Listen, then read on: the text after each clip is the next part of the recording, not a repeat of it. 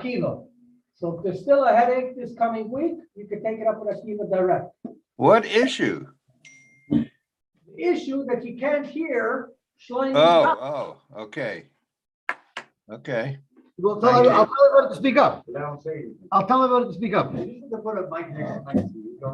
Okay, let's see the Heilige Gemara. We are up to Daf Yud Amud Aleph. We're up to Daf Yud Amud Aleph. Right at the top of the daf, Head Yitoifer Kedarkei. Anybody who's ever been in yeshiva is a head Yitoifer Kedarkei. Right? If your parents there in yeshiva, you got to take care of business. Rab David, I don't mean to make you upset or anything, but do you need a service call tonight? Why? Why do you ask? He's wearing a coat in his house. Oh. That do it. I'm waiting for my son to call me. I have to pick him up from learning. No. But you're right. No, because besides, Get comfortable. I do heating also. He does heating on the side. His main business is the Daf Yomi, yeah. Yomi. Okay, her head yid toifer kedarkei. A head yid can sew normally, at least his normally. Hey chedami head yid. What is a head yid? In other words, how do you assess the skill level of a head yid? Amud Reb Yanai, kol she'ena yochel lahoitzi mali machat v'vasachas. And Rashi explains: you take a needle, say needle is like 2.5, 3 inches long, and you go in, out, in, out, in, out, in, out, and then if you just pull the needle, it'll pull the stitches through. So whoever can't do that, I don't understand Rashi so well, because that seems to be something that's a very simple thing to do. So I would think you'd be considered a head yid even if you could do that. But as I state, they used to put a trim around their clothing, especially at the bottom, so it shouldn't wear out. So when you're sewing the trim on, if I sew the trim on, it would go up, it would go down. A professional can sew the trim on that it will be perfectly even. So if someone cannot make the trim perfectly even, that's called an amateur, and he's allowed to sew normally or his normally on Chalamoid. So there's a machlokes for showing him here. Do you need both? Do you need to be able to do both these things in order to be considered a mumcha? And if you can't do both, then you could be toifer kedarkei. Or if you're able to do any one of these two things, you can no longer be toifer kedarkei. But I think the poskim say Allah Chalamai says anybody who's not a professional tailor can be toifer. But I just recommend, like I once was on Chalamoid, something torn, and I asked my wife, "Can you sew it for me?" She's not allowed to sew on Chalamoid. I said, "You're allowed to sew," and I got into big trouble for that. So you have to be careful who you call an amateur. I don't remember.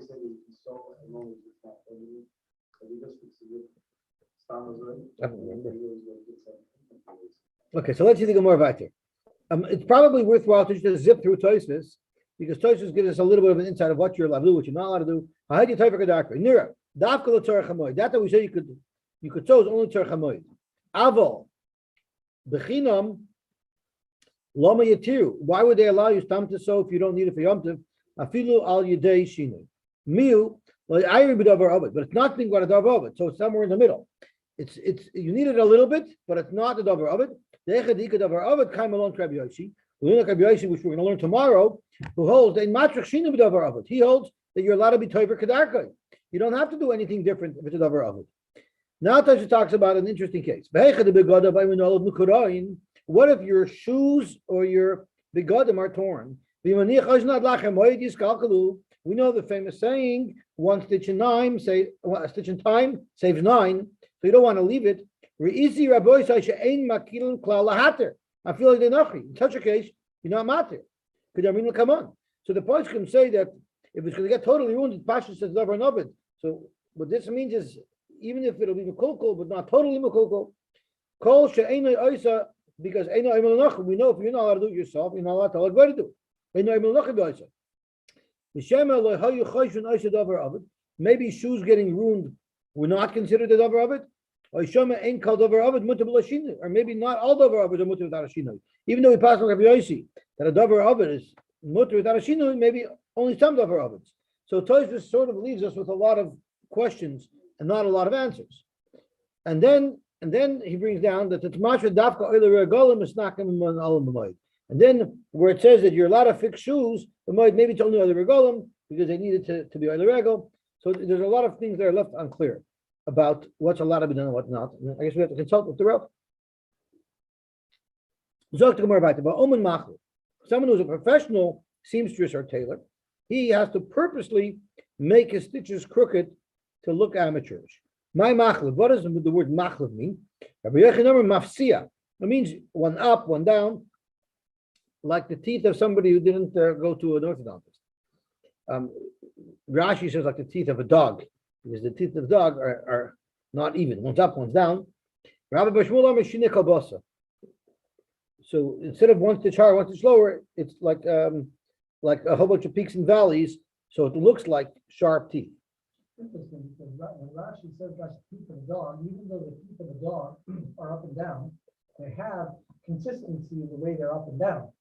There's a method to the madness. There's a method to the madness. I'm wondering if that's what Chazal are telling us, that you're able to do, you have to do it like this, but you could do it. It has to look not professional.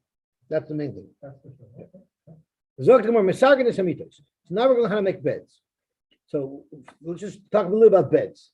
We know we have two types of beds. There are some beds you buy a metal frame, you put a box spring on the metal frame, and on top of that, you put your mattress. That's how many beds are. But there are some beds that have two long boards and then a headboard and a footboard, right? And then they have some type of thing. I have some beds that have slats of wood going across, and then you put the mattress directly on them. So those beds don't have box springs. The bed sits right on the frame of the bed. So there's the frame of the bed, and then they have slats that go across that support the mattress, right? So that's what we're talking about. We're going to be talking about a bed that does not have a box spring, but after the bed frame is made, they have some type of woven set of ropes that support the mattress. So Zok Gemara, my misargin.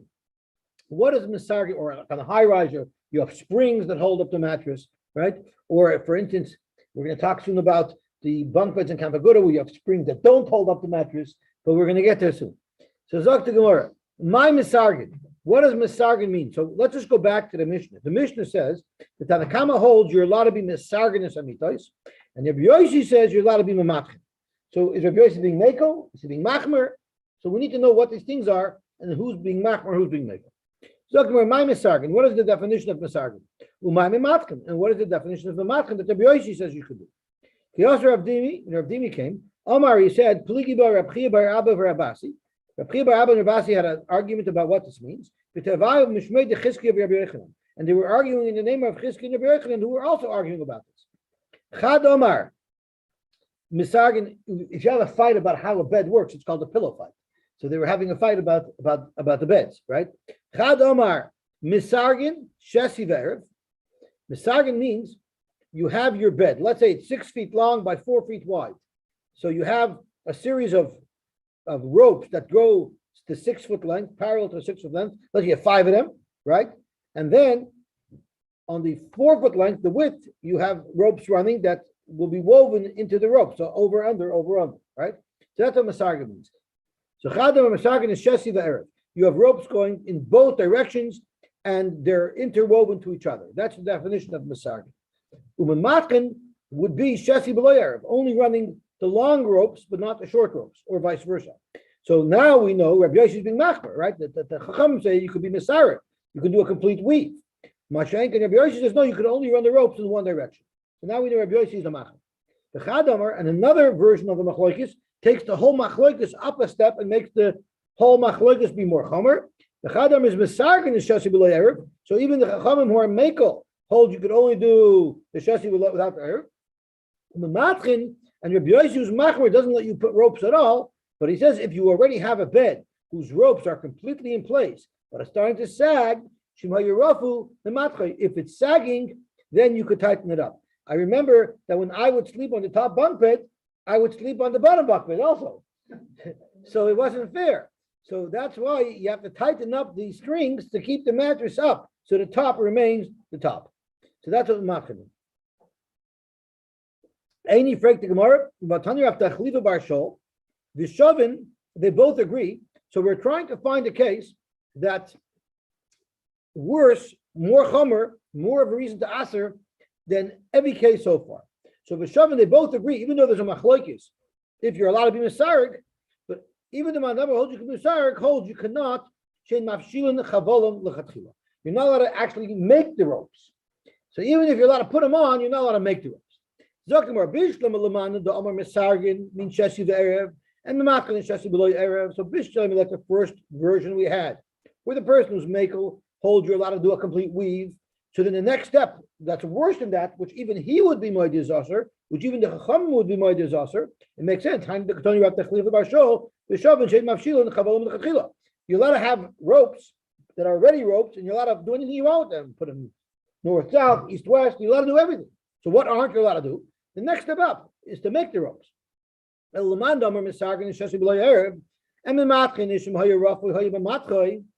then, if it was Shesi the Erev, that everybody agrees already you can't do. So Ibazoi has to Shesi the Erev Amrit Loi. If everybody agrees, according to this nusach, that you can't do Shesi the Erev, do I need up to Khalifa to tell me that everybody agrees to make the ropes aren't allowed? Never even making the ropes. Even if you have the ropes, you're not allowed to put both sides on. So Kasha, Nunu, we'll live with it. Another raya that pshat's wrong. Mi ikalaman omar mesargin shasi b'loyer. Right in the second nusach, we want to say that mesargin means shasi b'loyer. I'm going to prove to you that that's not what mesargin means. Mesargin means both directions. So it's another proof that the first nusach must be right. But none we learned by Kalim. In Mesechas Kalim, the Mishnah discuss how developed a keli has to be considered complete, that now it's a keli that could be Makabal Tumah. So the question is, how far along in the assembly of a bed does it have to be before it could be Makabal Tumah? So Rabbi Meir Omer, Hamita Misha Yisreg Bo Shloisha Bat. So you have all the long ropes run. You have to run 3 ropes across widthwise. At that point, the bed is considered enough developed that it will be Makabal Tumah. No matter how wide the bed is? Correct. Well, I guess it was probably a standard size. I don't know if it was a twin, if it was a king, if it was a queen. No, but if it was a king bed, and the bed is now 7 feet wide, then what do you mean 3 ropes? So there was probably a standard bed size. They didn't have such fancy beds like we have nowadays. Oh, Yosy, like it. So we're learning about beds. We're learning about beds. I'm getting tired just thinking about my mattresses already. So Vatnan Rabbi Omer.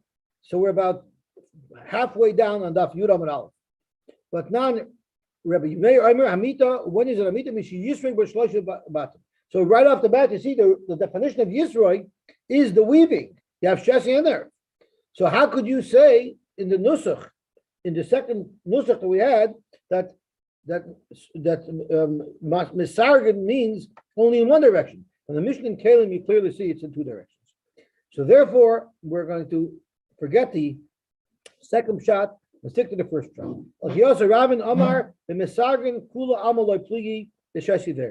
Everybody agrees that Mesargin, that the Chachamim in our Mishnah say is allowed, the Shesi there. The whole machlokes that we had earlier is a machlokes how to understand Rabbi Yosy. B'mematchen. Rabbi Yosy said that you're allowed to be mematchen, you can't be mesar. So what does he mean you're allowed to be mematchen? Mar Sover mematchen is Shesi below erev. That's what Rabbi Yosy is allowing. Mar Sover, the Rabbi Yosy is even more chomer than that. He doesn't even allow that. Rather, he says, if the top of the bunk bed is already at the bottom bunk bed, you're allowed to tighten it up so that the mattress will not sag. Misargin is hamita. You're allowed to be misargin is hamita. The ain tzarich loimer shemamatchen, and surely you're allowed to be mematach. If you're allowed to have the ropes in both directions, you're surely allowed to be mematchen. And we know right now mematchen to suffix what it means. Does it mean to tighten, or does it mean to run them in one direction?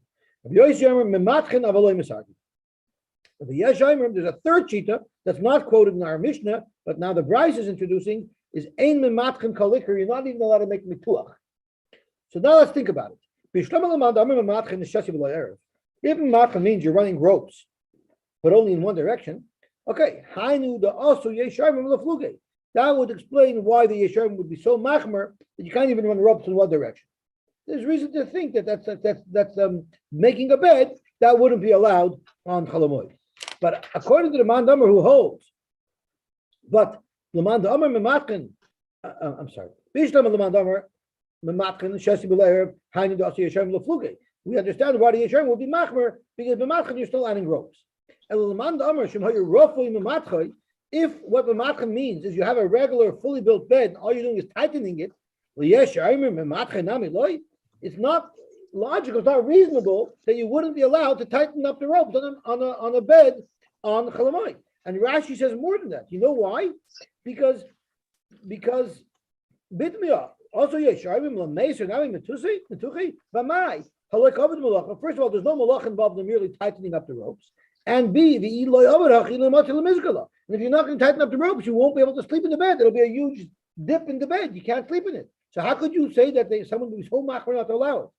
So Gemara, of course we would disallow it. You know why? Because there's other ways to solve your problem with your mattress sagging other than tightening up the ropes. What could you do? You have a plan B. If it's a one bed, if it's a single bed, then you could put stuff underneath the bed. You could put suitcases and other stuff underneath the bed that would support the mattress. If it's a bunk bed, you put a very fat guy on the lower level, so his stomach will hold up the bed above. But at the end of the day, there's other ways to solve this problem without tightening up the ropes, and therefore it's reasonable that there should be a shita that wouldn't even allow you to tighten the ropes.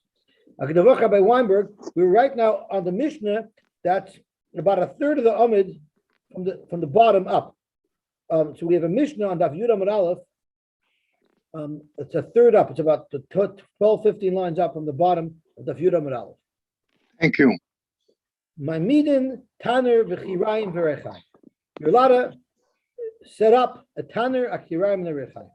So a Tanner is something that looks something like an inverted cone.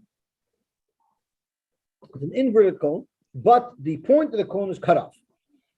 So the way you would work it would be made out of cheres, and they would plant the bottom of it in the ground, and they would smear a thick layer of muck around it to help it retain heat.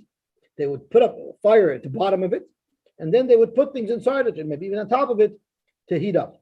A kirayim is like a big box that is open on the bottom, and it's also put into the ground similar to the tanner, but it has two openings on top. You would call that a two-burner stove. So Mamidim, Rashi says, it means you're allowed to make them, you're allowed to form the cheres, and then set it in the ground and set it up to work. The other is trying to learn that you're not allowed to make the cheres. If you have the cheres, you went to Home Depot and you bought yourself the cheres, you're allowed to install it. You're allowed to plant it in the ground and smear the muck around it so that it should retain the heat. So there's a little bit of a question what mamidim it is. So mamidim tanner is an oven. The chirayim is a two-burner stove.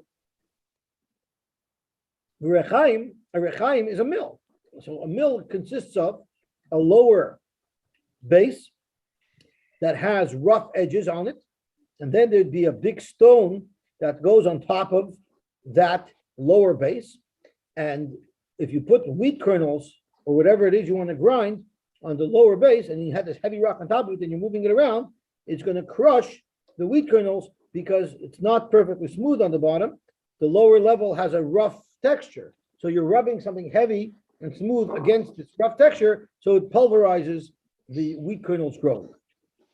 How would they get more wheat kernels into the mill?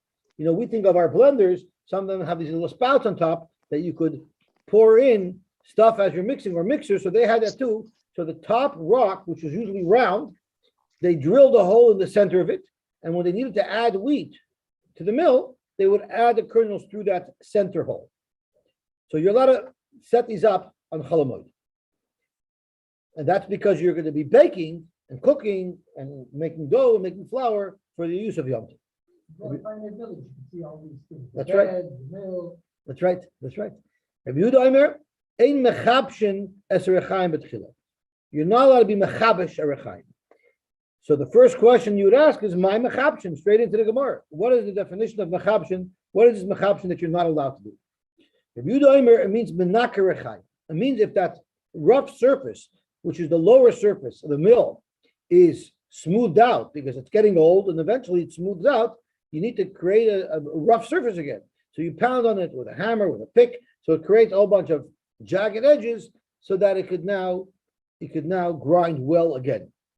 Rabbi Yechiel Amar, it means baseina. It means drilling that hole in the center of the top stone to allow you to pour more wheat into the mill, to feed the mill. Meisei frek the Gemara. Mamidim tanner v'chirayim b'moed. You're allowed to set up a tanner and a chirayim b'moed. So far, it's very similar to our Mishnah. Uvilvad shelo yigmar malachta. So here the Mishnah takes a different, the Brisa says a little different than our Mishnah. And you're not allowed to completely finish the project, you got to leave some of it undone. Divrei Rabbi Eliezer. The Chachamim is like our Mishnah, the world you could completely do the installation and have it ready to go. Rabbi Yehuda Aimer Mishmoy, Rabbi Yehuda says that my midin is a chadosha. You're allowed to set up a new one, umechabshin es hayishana. You can make kibush on an old one, and there are those old you can't make kibush at all. So we had two versions of what kibush is. And our Brisa says that you're allowed to make kibush on the old one. It's a machlokes, you're allowed to make kibush on the old one. So let's think. If it means sharpening, it makes sense. It makes sense on an older mill, you're going to want to sharpen it. If it means drilling the hole so that you could feed in wheat, yishana baseina lamala. If it's an old mill, it means you've been using it already. If you've been using it already, then of course it has that hole in it where you could feed in wheat. So why would you need to add something like that to an old mill? So tomorrow, Kivin Kigoyin, the Kaboy Lavuchitz Veporta. It was a smaller hole. He wanted to be able to feed it in faster, to feed in more. So he wanted to enlarge the hole, and that's the machlokes in the price we just quoted. If you're allowed to enlarge the hole to pour wheat in or not. So we have two pshatim of what the chapshin means. Rav Huna, this is the same Rav Huna who didn't let his wife wax on Yom Tov. That's right. Rav Huna, you can see Rav Huna was machmer being yonech chaylamoid, because you'll see here as well. Shomei lahu gaver, he heard this fellow, the kamanaker rechaya b'chayl d'mayada. He was sharpening his rechaim and chalamoid. Omar, he said, man hai ischel gufe. This person, his guf should be yischalel. I don't know exactly what that means, but it's probably not a good thing, right? He means probably should expire. Why? The kamachil chayl d'mayada, because he's being mechalel chalamoid, which means he clearly doesn't allow this mechapshin, right? So he must hold like the yesharmim of a mechapshin kalikar, because if he held like the Friedrich Shita, it says a mechapshin yesharmim, he'd be allowed to. So he must hold like the yesharmim, which is very, very schwer to me, because I understand if he didn't know any other Shita and he held it was usher, he would tell a guy, he would give a guy a curse. But he knew there was a yesharmim pashtus, right? He knew there was a machlokes. No, he paskin, he knew the brisa. So he paskin l'chumra, but there's a Tana that holds the kula. So he was so makbar and chalamoid that even though there's a Tana that the kula, he still went and cursed the guy. Didn't we have a Mishnah where one of the Tanoim went according to Beis Shammai and he lay down by Kri Shammai? And he was dangerous himself, and then of course you deserve it because you said like Beis Shammai. That's a different thing. He didn't curse him. He got him to Asakana and he said you deserve it. Here he mamash is cursing him. But vice versa, Buna held it was usher. So if he held it was usher, he cursed him. Zok to the more weiter. That's why Reb Chisda had to explain himself. Reb Chisda got very nervous after he heard the story of Chisda, and then Reb Huna said, "You let your wife go waxing." Reb Chisda had to explain himself. That's all he needed now. Dorish Reb Chama Noikrin Rechaim b'Moed. You're allowed to again do this on the Rechaim b'Moed. You're allowed to sharpen it. Mishum Reb Meir Amar, and I believe the Bach changes it to Rebbe. Mishum Rabbeinu Amru, Afilu Sus Shiroi Chavalov, the Chamor Shiroi Chavalov. Mutter Lidel Tzvornaim B'Chaylo Shemayit. You have to the hoofs of a horse and a donkey. They actually have to be trimmed. They're like nails. They grow. If you don't trim them, it creates great sorrow to the animal. The animal can't run. So he says if you use a sus and a chamor on Yom Tov, you would have to trim their nails. And Rashi says, Mutter Lidel Tzvornaim. Like we normally groom our horses nowadays, we actually trim their hooves on a regular basis. If you're not going to do that, you can go on YouTube and you can see a video of donkeys and horses that were neglected and they have very long nails. The hoofs are very, very long, and it's very painful for them to run. Now the question is, are you allowed to drive a car on Chalamoid? I mean, the chamor of Amol is like our cars. So are you allowed to drive? So look what Tosfos says. isn't it a derabanan to not to ride on a horse or a donkey? It's a derabanan. So it's talking Shema, about maybe you'll tear a branch off or pull leaves off. that's on Yom Tov itself. We're talking about Chalamoid. Oh, it's Chalmite, right? So Tosfos Well- says, look what Tosfos says. The funniest thing Tosfos Well, says for is, sure, then it's for sure a Draban. It's better than a Draban. well, so since you're allowed to ride the horse, you're allowed to trim its nails so that it'll be able to take you places and it shouldn't be in pain. Maybe it's Malachim spoon. Maybe that was the issue. It's a tircha to do, right? You're not allowed to do these things unless you need to tzarich Yom Tov. So since you're allowed to ride. So Tosfos says, so Tosfos says, Pirish b'Tosfos. That's like advertising for yourself. Pirish b'Tosfos, Tosfos says, l'tzarich hamoed. Mashma she'aser lichar b'chinam. You're not allowed to go karting. You're not allowed to drive around. If you need it, then you can do it. But sometimes, what do you mean? Go karting is also tzarich hamoed because you have to be behind the kindle. So that would be the tzarich hamoed. The time to drive for no reason, you wouldn't be allowed to.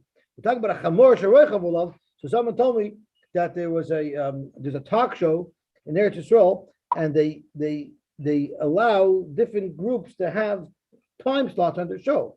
So there's two breastovers on one of these time slots. So they're always talking about Mashiach and na. So a guy calls in and says, okay, guest calls the talk show. What's your name? My name is Mashiach. You're Mashiach? We've been waiting for you. Where have you been so long? He says, the reason why I couldn't come yet is because my chamor has COVID. So they said, your chamor has COVID? How do you know your chamor has COVID? He says, because my chamor took a test and it tested positive.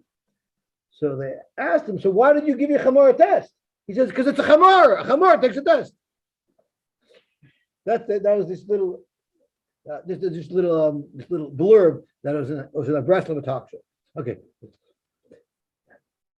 You gave me a lot of homework, I guess. Okay, so more about it. So we learned that you're allowed to trim the hoofs of animals that you're going to need to ride on Yom Tov. Avol chamra derechaya loy, but you're not allowed to trim the nails of a chamor whose job it is not to take you places; it's just to operate the mill. Why not? Rashi said, "Shekach oisin shoyitoichin agav chamorim loy motzi lemishkol hahu chamer tziparna." A chamor that's used to operate a mill, that you're not allowed to cut his nails. You know why? You're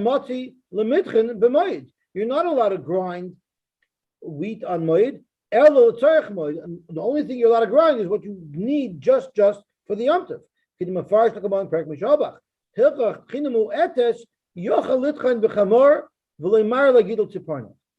Why can't you cut the nails of the chamor? Because the little bit of grinding that you need a chamor for, you could do without trimming its hoofs. But for larger amounts, you'd have to trim it, and therefore you're not allowed to trim it because you're not supposed to grind larger amounts. Zog to the more weiter.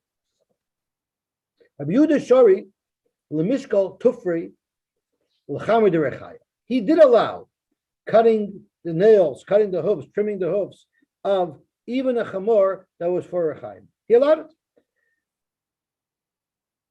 Tosfos says something very interesting. Tosfos teaches us about the origins of horseshoes. So Zok Tosfos, Pirish b'Tosefta, to hu adin l'didam, nowadays, where we don't just groom the hooves, we put horseshoes on, shemuter l'sark and barzalim. You're allowed to put horseshoes on a horse, on Chalamoid. You're allowed to dress the foot. Why? Because nowadays, the karka kasha, we have hard roads. I believe Tosfos lived in cities where they probably had roads, they had hard roads. So umiskalka, and it would ruin the foot of the horse if you would allow it to walk around on these hard surfaces, on these brick surfaces, without horseshoes. The times of the Chacham, times of the Gemara, they didn't use horseshoes. Why didn't they use horseshoes in the times of the Gemara? All they had to do was trim the hooves. So yakakim mitunenes. Their land, we had mitunenes at the beginning of the Masechta. If the earth is mushy, if it's wet, since they had soft, mushy earth, they didn't have the need to have horseshoes on their horses. Kamoy Berussia. So Tosfos says, I'm the cultured guy. I live in France. I live in Germany. But those tzaddikim live in the Russians. They still have mud roads. They don't have horseshoes. But we're sophisticated. We have horseshoes. So Kamoy Berussia in Russia and in previous times where they didn't have proper roads, then it would have been also to put on a horseshoe. But nowadays, you're allowed to put on a horseshoe. Gewaltig. So the Rav always talks about you're allowed to change your tire on Yom Tov. And I don't know if you're allowed to change your tire, but you're allowed to put on a horseshoe on Yom Tov. So before she does this. That's right. Okay? I'd like, I don't want to say over a plak halacha b'shem the Rav. The reason why I don't like saying a plak halacha b'shem the Rav is because there's somebody was giving a drasha once, and he wanted to show off, that he's a big mumche, so he started saying things over in the name of the Maharal. And in the crowd, there was a guy who taka knew the Divrei Maharal. He knew all the Swarm Klor, and he knew that what this guy was quoting was this Geshtoig and the Maharal never said it. So after the drasha, he goes over to the guy and he says, "I always knew that the Maharal created a Goylem, but I never knew that a Goylem creates Maharal." Okay, Dr. Haley, good morning. anyway, yes, there's such a thing as wild horses. So why don't they don't seem to need a trim for their hooves. No, but there are horses that grow in the wild. So who trims their hooves? Who trims their hooves? They probably get trimmed naturally by the running. And like a rabbit's teeth. Yeah, they're also not in the city. That's why there's only horseshoes and all that. No, but he's asking if all hoofs grow, so then the ones that grow in the wild, how is it? I guess because they're active and they rub them down. Sometimes I feel like my belly is like the horse's hooves; it never stops growing. Okay, Zok Tehele Gemara. Zok Tehele Gemara. Another thing he allowed was to set up a rechaim. Rashi says to put the big stone on top of the rechaim. Well, a mivne rechaya, to build a rechaim, to build a mill. Well, a mivne amas rechaya, and to build the frame, the wooden frame that holds the mill. Well, a mivne urya, and to build a barn, a refes boker. Rashi says. Rav Shara Lesruke Susha, he allowed to comb horses. I guess it also helps them, otherwise they're bitzar. Lumivne are akrapita, which Rashi says is a trough in which they put the food in front of the horses. Lumivne itztava, and to build an itztava, at least a stone bench or anything you need, of course, not my son. Rav Shara, and this is all, of course, the tzarech the yom tov. Rav Shara lemishkol dama lebehema b'chayil d'mayada. He allowed you to make bloodletting. In those days, they thought it was medically good to do bloodletting, so he would allow bloodletting for the horses, for the animals on Moed. And Abaye agreed with him. He said, "Tani the Messiah." You even have a brisa that is in agreement with Rava, because the brisa says, "Makizan dam lebehema ve'ein moinin refuah lebehema b'chayil shemot." You never refrain from doing a refuah for a behema on Chol Moed. Rava Shara likaskuse kirmi. He allowed you to press certain types of begodim, thin begodim. My time and my sehedyu. That type of pressing he considered a my sehedyu. Amar bitzuk bar ami amar pchista kitur bire, which Rashi has two pshatim. Either it's ironing the sleeve. I remember when I used to walk by the dry cleaning store, they have a machine where they put the shirt on the machine, and the machine has actually two arms that go in the sleeves that press the sleeves. So that's what kitur biri is in one shot. The other shot in Rashi is it's making pleats in the sleeve. So that's much more difficult. Also, my time and my son. Amarava. Man the miskil, we have to see the bach over here. Man the miskil tikla, if someone turns over earth, you take a shovel, puts it in the ground, and turns over the earth. If it's a die to the Beidori Shari, if he's doing it because he's trying to flatten out an area in his field to do threshing and winnowing so that he can have for Yom Tov food, Shari Da'ol ben Mutter. But a die to the Ira, if he's doing it because he wants to turn over the earth because he wants to plant there, which you're not allowed to do on Yom Tov, also that will be awesome. Hey Chedami, how could you tell from the way he's doing it what his intention is? Mulya b'mulya v'notza b'notza. If he's digging on top of a hill, on top of a mound, and he just turns the earth over on the mound, or on a low level, he digs up and he turns it right over in the mound. Once again, we need the bach here, then that's a die to the Ira. Then we know for sure he's doing it to plant.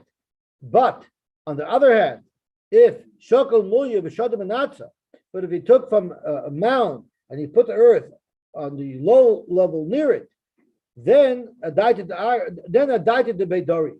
Then you know to die to the Beidori. I'm not reading the Gemara as it's written here. I'm reading the Gemara as it's quoted in the Bach, because he's trying to flatten the land out. So he's taking earth from the mound and he's putting it at a low level to create a flat platform.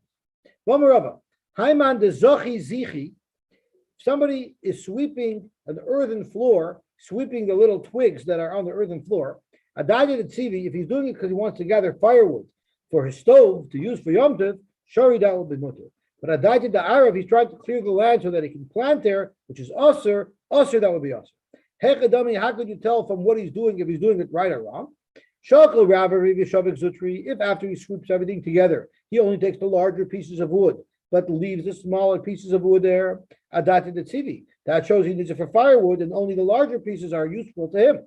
But Shakal Ravari Vizutri, if he takes all the wood away, that's Adati the Ira, that shows clearly he's trying to prepare the land for planting. Vamarava, Haiman the Pasach Maya La'are, someone has a ditch, a canal, a irrigation canal, and he opens up. It had like a door that you can open up to let it flow. If you open it up to let it flow, Adai the kavri, if you're letting it flow because you want to catch the fish that come out of there, I guess it's fed by a pond. If you want to catch the fish that come out, sorry, because you're going to have fish for you. What does a sluice mean? The actual board. That you lift up. Okay, yeah. Okay. Adai the ira, but if you're doing it because you want to irrigate the land, to plant, also it'll be also. Hey Chedami, how could you tell? Pasach Trebavi, if you opened up the door where the water from the pond enters this trench, and you open up the door where the water exits the trench. So Pasach Trebavi Chad Meiloi v'Chad Metasoi, the upper one where the water from the pond enters the trench, and the one from the bottom where the water exits the trench, Adai the Kavri. Clearly, he's trying to let fish in, and he wants to chap them. But Pasach Chad Bava, if he only opened up the upper door, not the lower door, so what's going to happen is the pond is going to drain into this ditch, and then it's going to overflow on either side, and it's going to irrigate the field on either side. Clearly, Adai the Ira, and that would be us. Vamarava, Haiman the Pashach Dikla, someone who's pruning a decal, so he's cutting off the old branches, and some of them are fresh branches. Adai the Chiyusa, if he's doing it because he wants to feed his animals, which are allowed to do on Yom Tov, sorry, it's mutter. Adai the Dikla, if he's doing it to enhance the growth of the decal, it's not a davar of it. It's laharvacha. Also, that will be also. Hey, Chedami, how could you tell his intention from the way he's doing it? Shakal kul mechad gisa. Adai the Chiyusa. If he only takes from one side and he only takes the fresh leaves, clearly he's trying to feed his animal.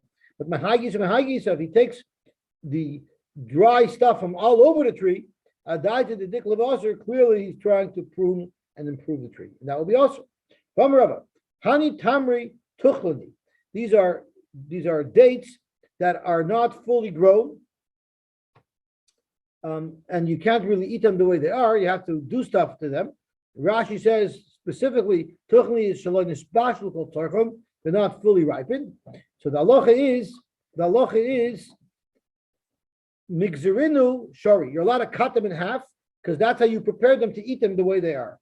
Maitinu.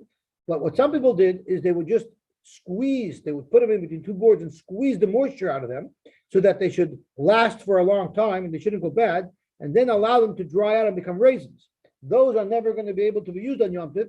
They're not going to be able to be used till after Yom Tov. So that's not allowed. Also, they'll be also. And why would they try to dry them out? Because if they let it stay with this moisture, it would develop worms and it would ruin it. So they'd have to make it into raisins.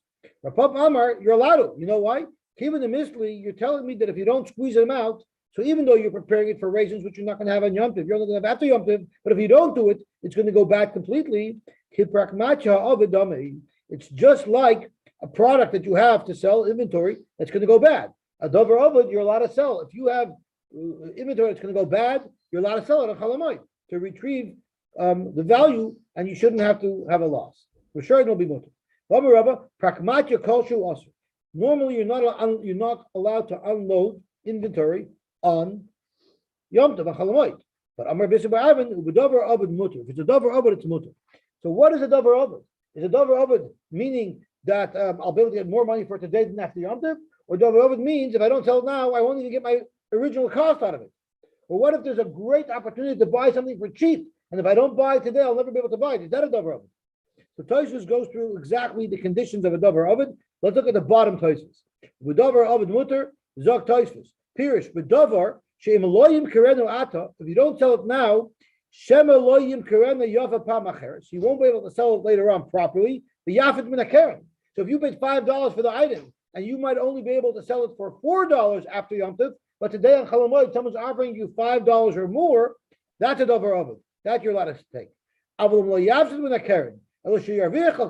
What if I could sell it today for $7 or $8? But if I wait till after Chol Hamoed, I'm only going to sell it for $6. That's not a davar ovid. You wouldn't be able to sell it that way. So I want to make a condition on here. What about a fellow who pays rent? Meaning, even if he's going to be able to recoup his carrot, he's paying rent, and he's going to still have a double open because he's got to pay $3,000 at the end of the month, and he doesn't have to pay it, and he doesn't know where to pay it. So you want to know if rent Is part of the carrot. it doesn't seem Toys is not discussing it. You're asking a very good child. So we have to ask a Rav. I hear he could be a Kijiji vendor. I asked Yeah. my father. It's a good child. I asked my father all the time when he had all those stores, right? How he could operate on Chol Hamoed. You can only do it on something that's a loss. He goes, when I pay rent, it's always a loss if I don't have the stores open because he's always paying rent. I hear. The Cholshikain liknei schoyer, for sure you're not allowed to buy schoyer on Chol Hamoed. Shematir Yosy be yoker achamoed because it might go up. That you're not allowed to do. But liknei yain kosher b'seich hamoed mutter. Kosher wine is hard to find. That you're allowed to buy even during the Yom Tov, even for after Yom Tov. If Yosy appears to yesh lesser, could be it's also to buy wine. The afal pi shelo yimotzi b'zoil, hara yimotzi b'yoker. Made it over of it. You can find wine after Yom Tov, even if it's going to be more expensive. It's not a over of it. So again, these are all Is he buying the wine for to drink himself or to resell? I'm not sure, but he's definitely not buying it for Yom Tov. He's buying it for after Yom Tov. What if instead of buying the actual wheat, he's buying options on the wheat to purchase it possibly a week later? I'm not right. So that's a derivative. I hear. But he's buying the option now because he expects to sell the option for more after. If the guy says that he doesn't have wheat, but he only has wine, and the wine he doesn't either have, so he's offering him that. Okay, let's see the Gemara weiter.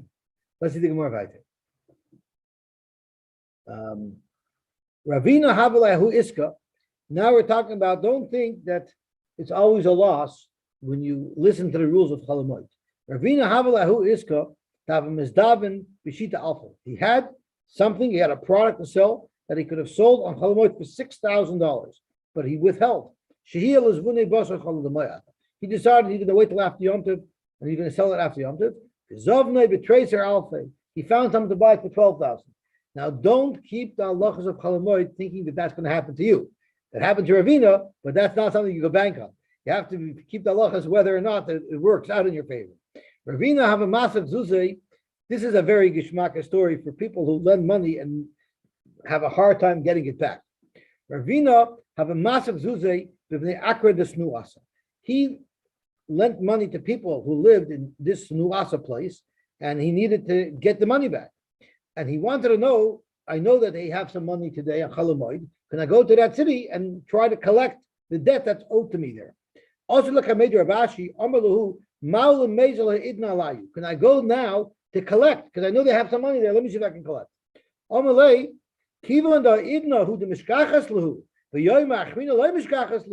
Since you know they have money today, and who knows if they're going to have money to pay you back after Yom Tov,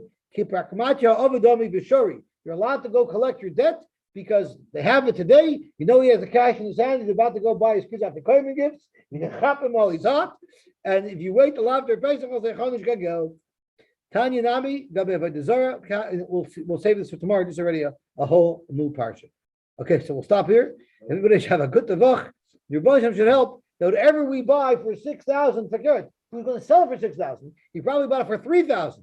So whatever we buy for $3,000 today, we should be able to sell for $12,000 tomorrow. Yosy, I know that Chaim Tzvi mentioned something about not being able to be heard. Take the speakerphone, move it to your left. What about Shlomi Pinto? Don't worry about Shlomi. Shlomi can be heard for a moment. Just move it to your left or forward. If you can't be seen, you can't be heard. Right, exactly. He wants to sit next to the door so he can leave to make a coffee. in the Akiva, middle can of you hear beer. me properly? Yeah, I could hear you properly. Chaim Okay, Tzvi? Chaim Tzvi? You know what? I'm gonna do it like we used to do it in the Heim, and I'm gonna say. Oh, Shoin and the Haim. I want to Right. commend, okay, good. I'm glad. You can, there's too many waters. I want to commend Chaim Tzvi for today's speech from the heart, however you want to, literally, Ufarsu Asimla, he really, you know, Like I say in English, it was a TOT speech. what's TOT? The video's on, I'm sorry. I can tell you the last two. Up Oh, until- yeah, I get it. I know what Okay. TOT it really was. Ufarsu Asimla, no question. And I really appreciate it very much. But I would want to hear the speech after a few L'chaims. I don't think he had usually he reserves special scotch for such an occasion, but I would like to hear the speech after a couple of L'chaims. So The problem, Akiva, is why I didn't have Heilige Schnapps before I spoke is because the Dusha would have gone way too long. I would not have known when